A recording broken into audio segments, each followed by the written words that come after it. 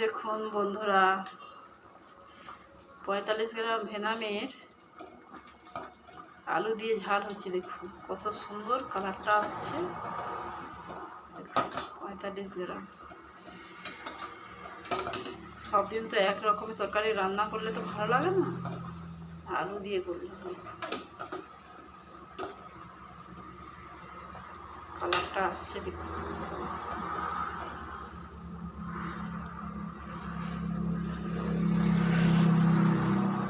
ভালো লাগলে like comment share করবেন।